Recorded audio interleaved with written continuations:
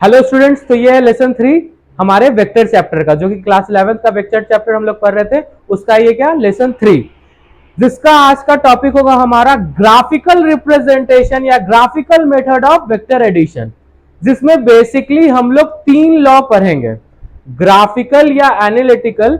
इस दोनों के लिए हम लोग को 3 लॉ वेक्टर का जानना बहुत ही जरूरी है किसी भी वेक्टर एडिशन के लिए। वो 3 लॉ कौन कौन से होते हैं? तो सबसे फर्स्ट लॉ है ट्रायंगल ऑफ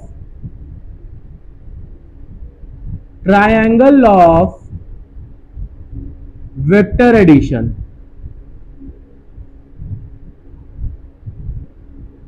सेकंड लॉ क्या है? पहला लॉ है triangle law of vector addition. Second law क्या है? सेकंड लॉ है हमारा parallelogram law of vector addition. Third law क्या है? थर्ड लॉ है polygon law of vector addition.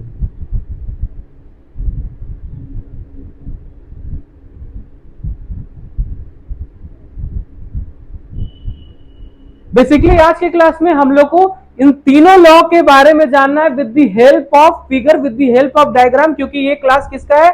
Graphical method of vector addition का है।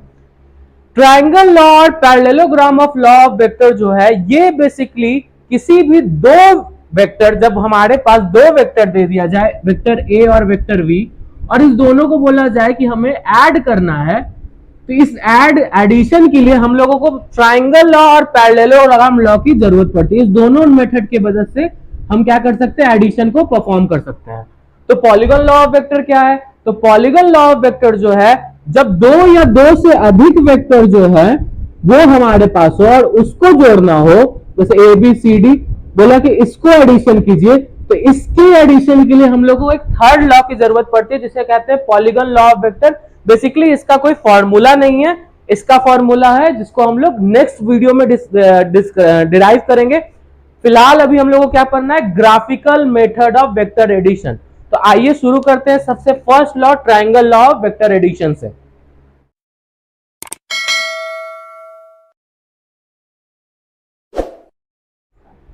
तो अब हम पढ़ने जा रहे हैं अपना फर्स्ट लॉ, जिसको हम क्या कहते हैं? Triangle law of vector addition. Basically ये लॉ क्या कहता है, तो इसका डेफिनेशन देखते हैं। If two vector are represented by two sides of a triangle in magnitude and direction taken in same order. क्या बोला? इफ टू वेक्टर, मान लीजिए वेक्टर ए और वेक्टर बी, दो वेक्टर है, ठीक है। If two vector are represented by two sides of a triangle, क्या बोला? कि दो वेक्टर है, उसको कैसे रिप्रेजेंट करना है? To sides of a triangle के कैसे रिप्रेजेंट करना है? To sides of a triangle in magnitude and direction, जिसका क्या हो? मैग्नीट्यूड और डायरेक्शन हो। दो वेक्टर को हम रिप्रेजेंट किए, ये इसका मैग्नीट्यूड है और डायरेक्शन इस तरफ है, उसका मैग्नीट्यूड और डायरेक्शन उस तरफ है। Taken in same order.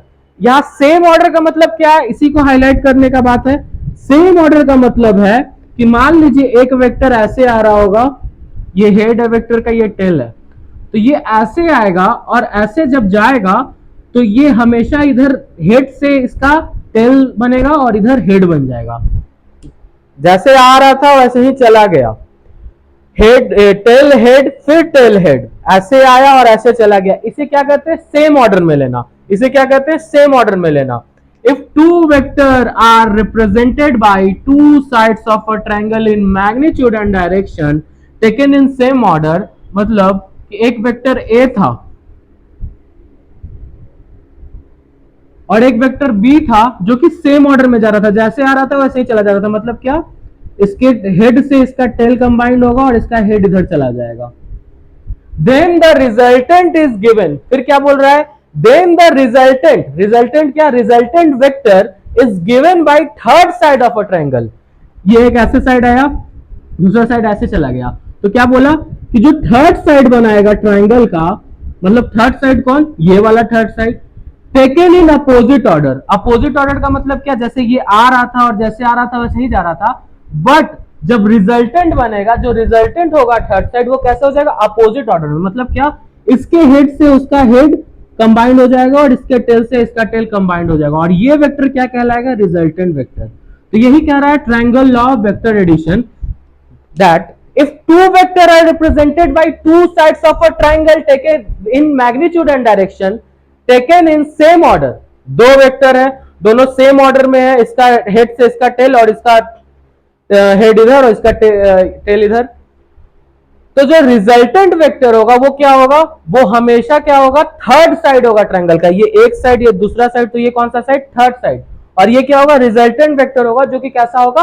Opposite direction में होगा, अपोजिट डायरेक्शन में। ठीक है, तो ट्रायंगल लॉ समझ में आया? क्या बोलना चाह रहा है कि two vector represented by two sides of a triangle in magnitude and direction taken in same order, then the resultant is given by third side of a triangle taken in opposite order. यही कहना चाह रहा था triangle law of vector addition. तो यहां पे ए और B का जो रिजल्टेंट वेक्टर होगा, अगर इस रिजल्टेंट वेक्टर का मैग्नीट्यूड निकालते हैं, मैग्नीट्यूड जो होगा वो हमारा क्या होगा? रिजल्टेंट वेक्टर होगा।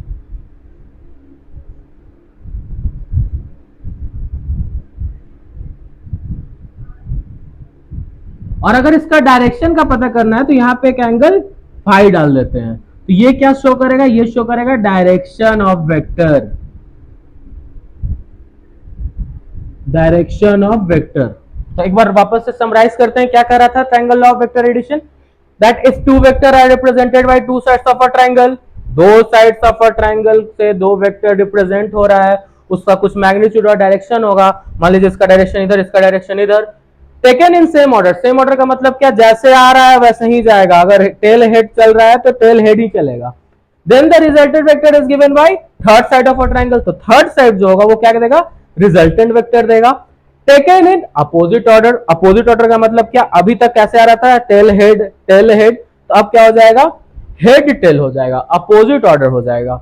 और इसका आर का जो मैग्नीट्यूड निकालेंगे वही क्या होगा? हमारा रिजल्टेंट वेक्टर होगा। और यहाँ पे जो एंगल बनेगा ये हमको क्या शो करेगा? डायरेक्शन शो करेगा।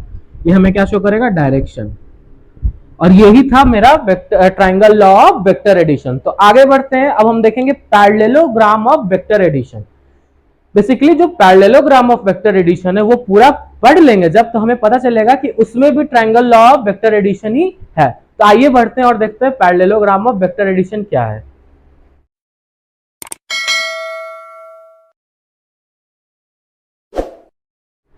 तो अब हम करेंगे parallelogram law of vector addition. Parallelogram law of vector addition पढ़ने से पहले एक चीज समझाते हैं। मान लीजिए एक ब्लॉक है, ये एक बॉक्स है जो भारी बॉक्स है। मान लीजिए यहाँ एक पर्सन ए है, एक पर्सन ए है और यहाँ एक पर्सन बी है, और ये दोनों पर्सन इस ब्लॉक पे क्या लगाया? फोर्स लगाया। ठीक है, ये दोनों पर्सन ब्लॉक पे क्या लगाया? फोर्स लगाया। एक इस तरफ से खींचा और एक इस तरफ से खींचा। ठीक है, एक इधर से ब्लॉक को खींच रहा था और एक इधर से ब्लॉक को खींच रहा था। तब क्या होगा? ऐसे इधर एक ब्लॉक को खींच रहा था, एक इधर ब्लॉक को खींच रहा था। ठीक है, और अभी सेम फोर्स में खींच रहा है। कैसा फोर्स में? तो सेम फोर्स है। कैसा फोर्स है? Same force. तो क्या होगा? ब्लॉक जो है ना ही इधर जाएगा ना ही इधर जाएगा, और किधर चला जाएगा? एकदम स्ट्रेट। जब ब्लॉक को ए और बी जो है अपने अपने डायरेक्शन में खींचता है विद द सेम फोर्स, तो ब्लॉक क्या होगा? जो उसका रिजल्टेंट होगा वो कहां चला जाएगा? उसके एकदम बीचों बीच। उसके एकदम कहां? बीचों बीच। और अगर क्या होता है कभी F1 जो है वो बड़ा हो जाए F2 से, F1 जो है बड़ा हो जाए F2 से, तो क्या होगा? रिजल्टेंट थोड़ा इस तरफ झुक जाएगा। और अगर F2 जो है बड़ा हो जाए F1 से, तो क्या होगा? रिजल्टेंट थोड़ा इस तरफ झुक जाएगा। सेम फोर्स होगा तो रिजल्टेंट हम बीच में जाएगा। अगर F1 जो है बड़ा हो जाता है तो रिजल्टेंट थोड़ा F1 साइड में झुक जाएगा, और F2 अगर रिजल्टेंट थोड़ा बड़ा हो जाता है तो उस साइड में झुक जाएगा। यही कहता है पैरेललोग्राम ऑफ वेक्टर एडिशन। ये क्या कहता है? इसका डेफिनेशन क्या है? आइए देखते हैं। If two vector are represented by two adjacent sides of a parallelogram, मान लीजिए दो वेक्टर है, फिर से वेक्टर ए और वेक्टर बी, दो वेक्टर है, और वो क्या बोल रहा है? दोनों वेक्टर जो है वो कैसे शो हो रहा है? तो वो शो हो रहा है, रिप्रेजेंट हो रहा है by two adjacent side of a parallelogram. Two adjacent side of a parallelogram in magnitude and direction joint tail to tail. वहां क्या था? वहां एक के हेड पे दूसरे का टेल था, इस लॉ में क्या है, ट्राइंगल लॉ में एक के हेड पे दूसरे का टेल, इस लॉ में क्या है, जहां से टेल है वहीं से ज्वाइन होगा, टेल टू टेल, ठीक है। Then the resultant vector is given by diagonal of common intersection. मतलब क्या समझते हैं फिगर से?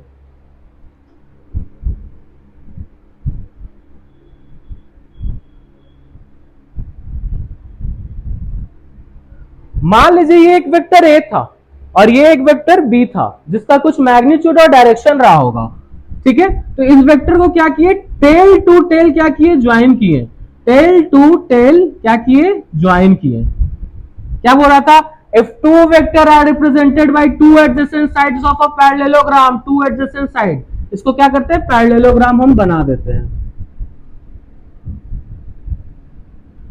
अब क्या हो गया, ये एक पैरेललोग्राम हो गया।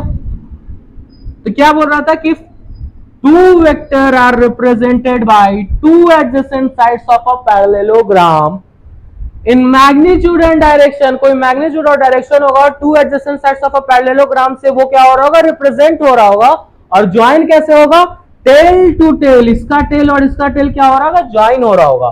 Then the resultant vector is given by, तो रिजल्टेंट वेक्टर कैसे मिलेगा, तो उसके डायगोनल से। तो कौन वाला डायगोनल, एक डायगोनल ये भी है और एक डायगोनल ये भी है। तो यहां साफ साफ लिखा है the diagonal of a parallelogram from common intersection, जहां पे दोनों साइड मिल रहा होगा उस इंटरसेक्शन से जो डायगोनल निकल रहा होगा वही क्या होगा, वही मेरा क्या होगा, रिजल्टेंट वेक्टर होगा। वही क्या होगा, मेरा रिजल्टेंट वेक्टर होगा। If two vector are represented by two adjacent sides of a parallelogram in magnitude and direction, join tail to tail, then the resultant vector is given by diagonal of a parallelogram from common intersection। इस दोनों का common intersection यही है, तो यहां से जो diagonal मिलेगा वही क्या होगा, वही हमारा रिजल्टेंट वेक्टर होगा। तो आर जो होगा, आर का मैग्नीट्यूड निकालेंगे तो वो क्या होगा, मैग्नीट्यूड ऑफ रिजल्टेंट वेक्टर।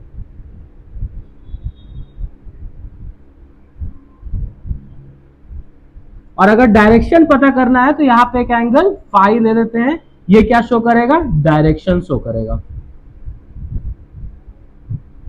अच्छा समझते हैं कि parallelogram law of vector addition, triangle law of vector addition कैसे है।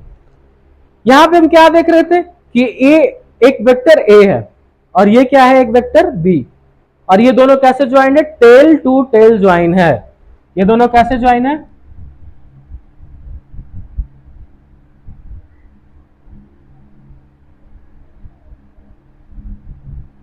टेल टू टेल ज्वाइन है। ये इसका कॉमन इंटरसेक्शन मतलब कॉमन टेल।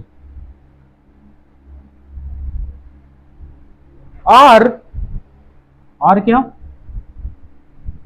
ये पैरेललोग्राम बन गया और ये जो है मेरा क्या होगा, रिजल्टेंट वेक्टर होगा। ये वाला वेक्टर क्या है, रिजल्टेंट वेक्टर है।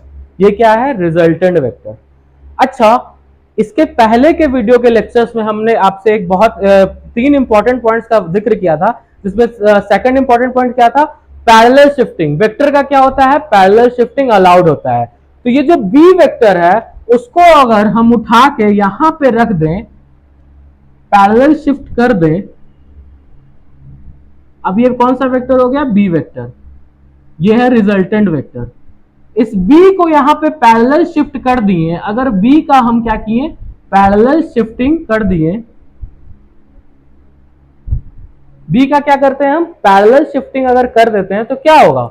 अब देखिए बी जब यहां आया तो फिर से क्या हो गया, इसके हेड पे इसका टेल, मतलब क्या, सेम ऑर्डर।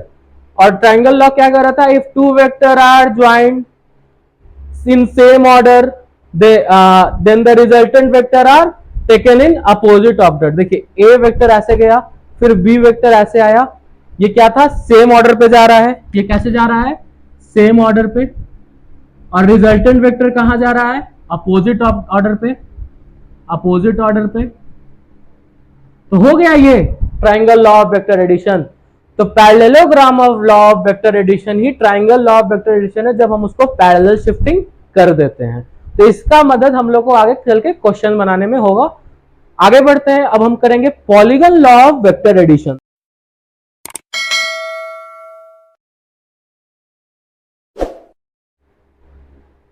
लास्ट लॉ है हमारा polygon law of vector. Polygon law of vector है क्या? बेसिकली जब दो वेक्टर दिया हुआ था तो हमारे पास ऑलरेडी दो लॉ था। अगर वेक्टर ए और वेक्टर बी दिया रहता था और उसका बोलता था एडिशन करने, तो हमारे पास ऑलरेडी ट्रायंगल लॉ था और दूसरा parallelogram law of vector addition था।